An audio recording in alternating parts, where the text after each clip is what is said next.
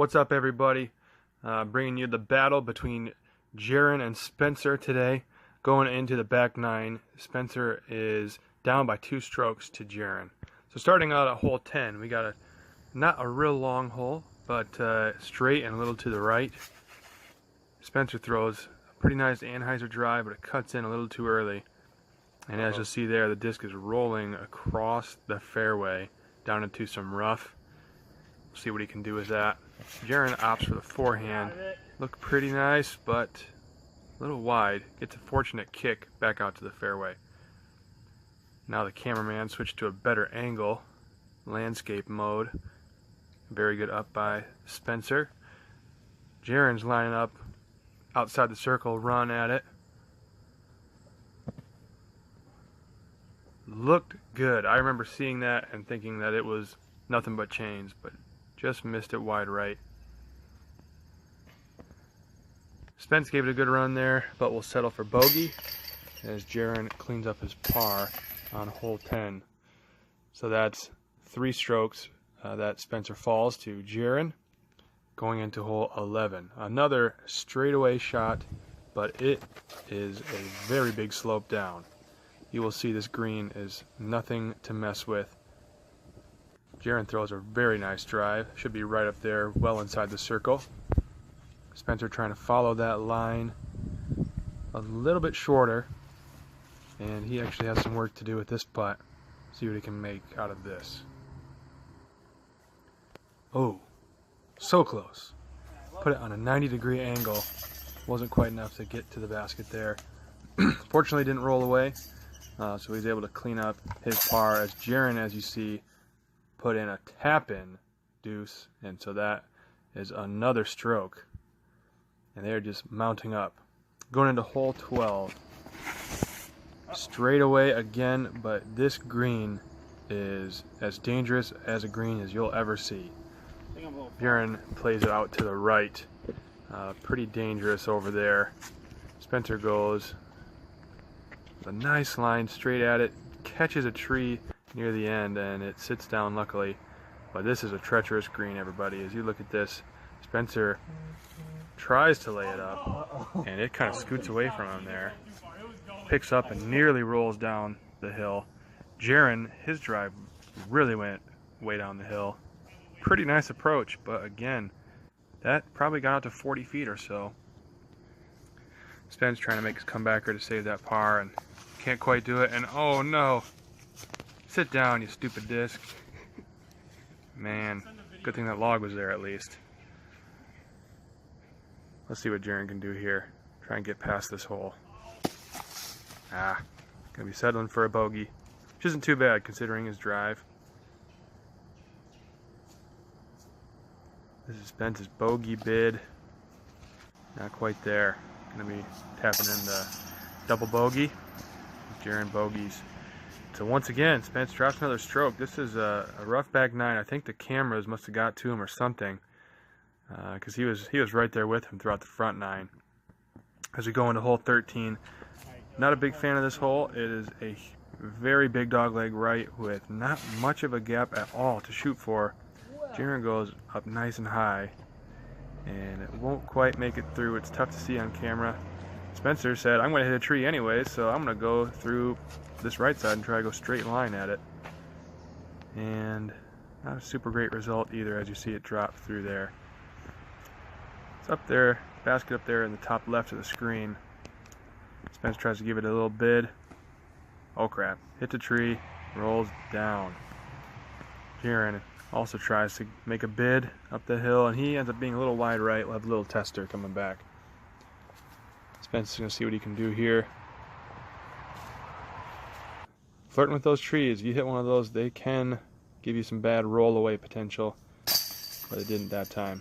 Jerry cashes it. Almost comes back over the lip of the basket, but it stays in there. So Spence drops another stroke to Jerry, unfortunately.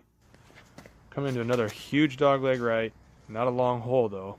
Jerry throws the very first time I've ever seen a human being try to throw through that gap, and it does not work, surprisingly. Spencer pulls out a forehand, which he throws maybe once every 600 throws or so. And it is also a little short, but he'll have a nice looking putt there. Jaron lines us up, and short. Never really gave it a chance. I'm sure he'd like to have that one back to at least give it a better look. Here comes Spencer. And a chain out, pro side. That was a chance to get one of those strokes back, but can't quite capitalize. But at least he's not giving a stroke away there. 7-stroke difference with just a few holes left. We'll have to see what can happen here, folks.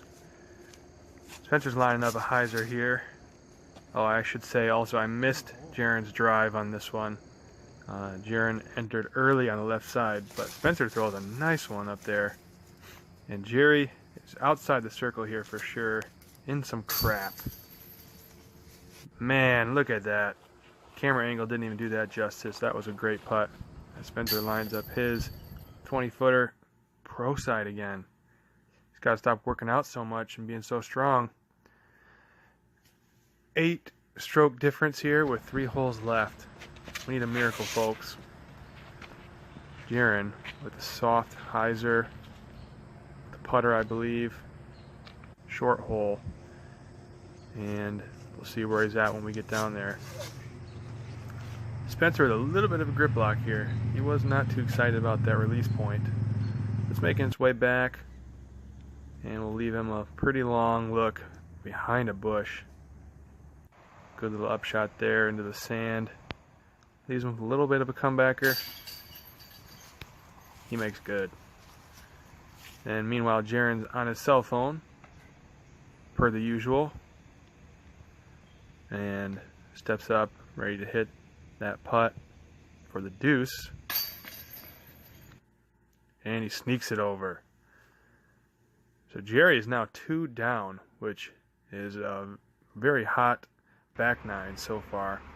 Hole 17 is much further than what that map just told you. It is about 400, but it plays at least 450 going straight uphill. Got to really unleash one. Jerry put it up there pretty nicely, but won't necessarily have much of a putt at it. Spencer will be quite a ways left. And what you're seeing here, folks, is Jerry decided to take a phone call, so Spencer begins his countdown for his 30 seconds. And he is just counting them down, and Jerry did not have any of that. Which didn't really make sense anyways, come to think of it, because Spencer was out, so it really wasn't his turn. So Spencer was actually counting down himself. So Jerry still talking with someone on the phone and makes his upshot. Pretty nice upshot. And then Spence pro side again. And also misses the extra point. Meanwhile, Jerry cashes in on the par. Spence needs to drop it in. Oops. We pretended like we didn't see that one. And just gave him a regular old bogey there. So meanwhile, there's about a 10-stroke difference here. Going into hole 18, which I think is one of the best holes in the Grand Rapids area. 450, 60 or so, straight downhill. Could be even pushing 500, I'm not sure. Just unleash off of this hill, and Jerry needs this one to move left. And also pretty high release. He needs it to be a little more flat to give it a chance to park the hole. And Spence, man, I wish I could have gotten this miraculous run up. He came with the Daniel Custer-esque form and just unleashed it. Turned it right over. Unfortunately, he just got too much of that one. He's just been working on his form too much, I think, and just turned it over because he's too powerful. Jerry goes a little long here on his upshot and is forced to make one from the woods. Just a little short. So he's going to settle for bogey. I missed Spencer's upshot. He was throwing from a country mile away, but he parked it on his second shot. Makes good on his par right there as Jerry floats one in there for the bogey. But you'll see here, there's a little bit of unsportsmanlike conduct going on here by Jerry with some shenanigans. He drops Spencer's disc, doesn't pick it up for him, makes him get it. So we actually gave Jaron about a 15-stroke penalty for his penalties that he was doing all day long.